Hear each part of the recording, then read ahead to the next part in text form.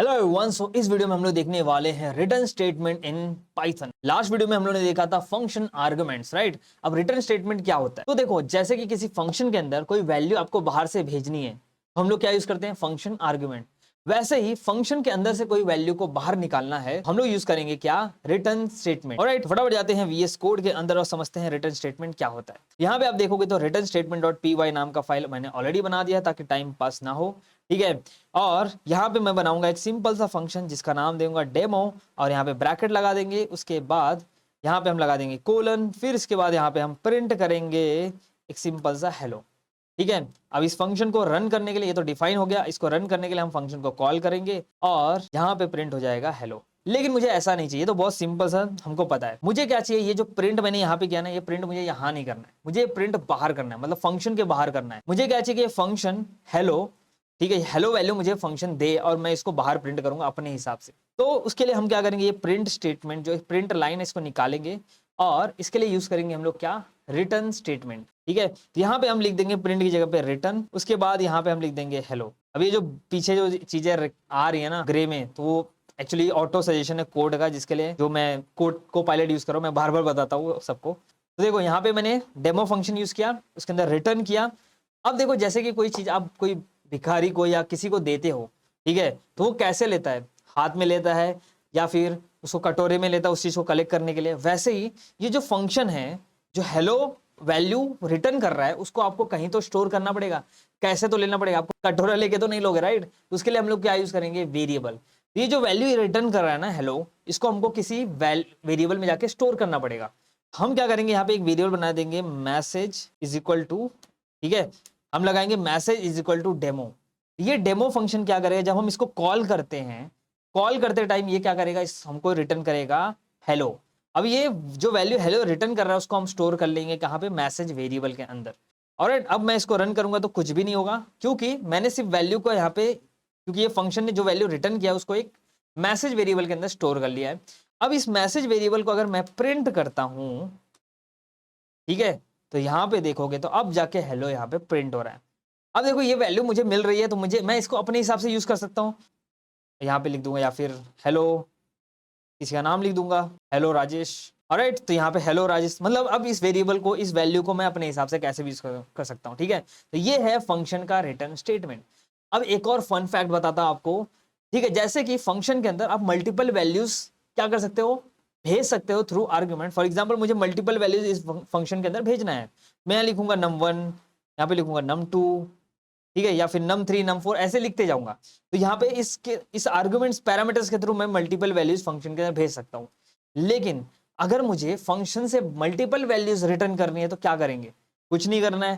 Suppose मुझे multiple numbers return करने हैं फंक्शन के अंदर से, ठीक है। तो मैं एक सिंपल सा एग्जांपल लेता हूं। एक यहाँ पे हम बनाते हैं फंक्शन, इसको मैं कमेंट कर देता हूं। यहाँ पे एक फंक्शन बनाता हूं डेफ, उसको लिखता हूं कैलकुलेट, ठीक है। ये क्या करेगा, ये जो फंक्शन कैलकुलेट है ये क्या करेगा, एडिशन सब्ट्रैक्शन मल्टीप्लिकेशन सब कैलकुलेट करेगा। मतलब इस फंक्शन को मैं दो पैरामीटर दूंगा, एक दूंगा num1 और दूसरा दूंगा num2, ठीक है। और ये क्या करेगा, इस पे addition subtraction multiplication division apply करेगा और उसको रिटर्न करेगा, ठीक है। यानी कि मल्टीपल वैल्यूज ये क्या करना चाहिए, रिटर्न करना चाहिए। ऑलराइट, तो यहाँ पे पहले हम करेंगे क्या, ऐड, ठीक है, num1 num2, फिर इसके बाद हम करेंगे सब्ट्रैक्ट num1 माइनस num2, उसके बाद हम करेंगे मल्टीप्लाई num1 इंटू num2, उसके बाद हम करेंगे division num1 divide by num2, ठीक है। अब देखो यहाँ पे मल्टीपल वैल्यूज मुझे रिटर्न करनी है, मतलब एडिशन भी, सब्ट्रैक्शन भी, मल्टीप्लिकेशन भी, डिवीजन भी।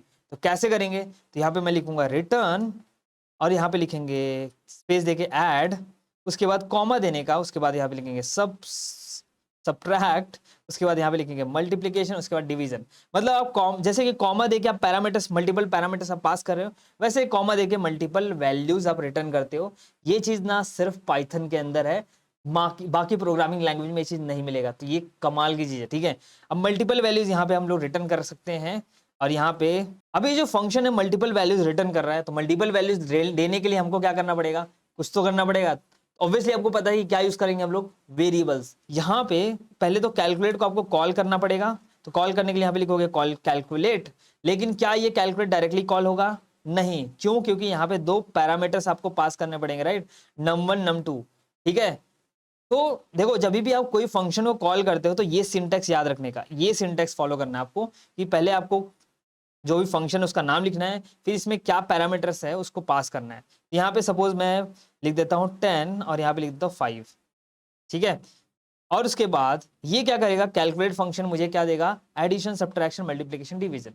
अब ये को मेरे को 4 वैल्यू दे रहा है, एडिशन सब्ट्रैक्शन मल्टीप्लिकेशन डिवीजन। तो ये 4 वैल्यू को मुझे स्टोर करने के लिए लगेंगे 4 वेरिएबल। जैसे कि यहाँ पे एक ही वैल्यू रिटर्न कर रहा था तो मुझे एक ही वेरिएबल लग रहा था उसको स्टोर करने के लिए, लेकिन 4 वैल्यू को रिटर्न करने के लिए 4 वेरिएबल लगेंगे, ठीक है। तो उसके लिए हम यहाँ पे लिखेंगे ऐसा इक्वल टू, ठीक है, यहाँ पे लिखेंगे ऐड, या फिर ऐसा लिख सकते हैं हम लोग, यहाँ पे लिख सकता हूँ ए बी सी डी, ठीक है। अभी मैंने ए बी सी डी लिया ताकि आपको कंफ्यूजन ना हो, बाकी मैं सेम नाम यूज कर सकता हूँ, ऐड सब्ट्रैक्ट मल्टीप्लिकेशन डिवीजन, ठीक है।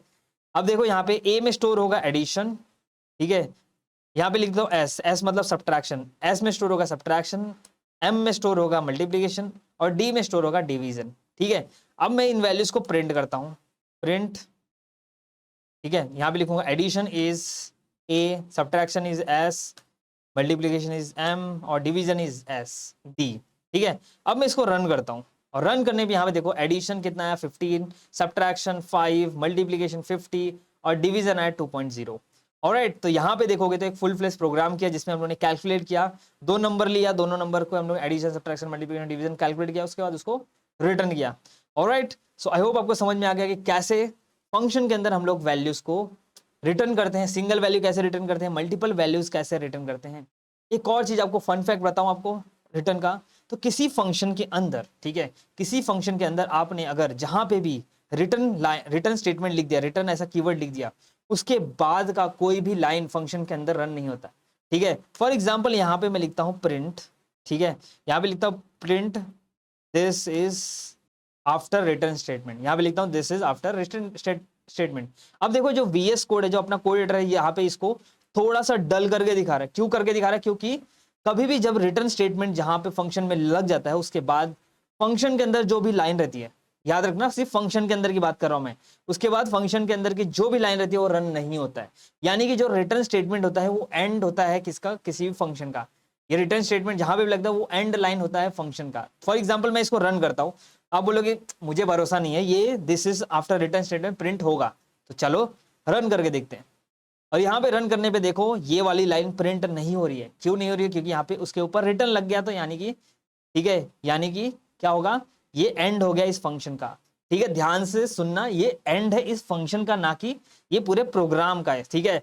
आप बोलोगे ये सब भी एंड मतलब ये सब भी रन नहीं होना चाहिए। अरे भाई साहब, ये जो है इस फंक्शन के अंदर है क्या, ये सारी चीजें इस फंक्शन के अंदर है क्या, नहीं है, ये सारी चीजें फंक्शन के बाहर है। आप बोलोगे आपको कैसे पता चला, अरे यहाँ पे देखो कोई भी फंक्शन जब हम लिखते हैं तो वहां पे उसके अंदर की जो लाइन लिखते हैं तो वहां पे इंडेंटेशन देते हैं, ठीक है। यहाँ पे देखो स्पेसेस है, अब यहाँ पे इसके पीछे स्पेस है क्या, नहीं, तो मतलब ये फंक्शन के बाहर की लाइन है, ठीक है। तो आई होप आपको समझ में आ गया फंक्शन में रिटर्न स्टेटमेंट क्या होता है, कैसे काम करता है, मल्टीपल वैल्यूज कैसे रिटर्न करती हैं। अब यहाँ पे देखो ऐसे सिर्फ आप वेरिएबल्स रिटर्न नहीं कर सकते, हम लोग वैल्यूज भी रिटर्न कर सकते हैं, लिस्ट, टपल, ये सारी चीजें भी रिटर्न कर सकते हो, ठीक है।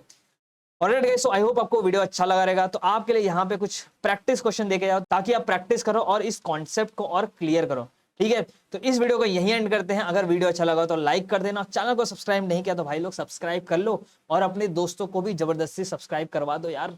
तो मिलते हैं किसी और वीडियो में, टिल देन बाय बाय।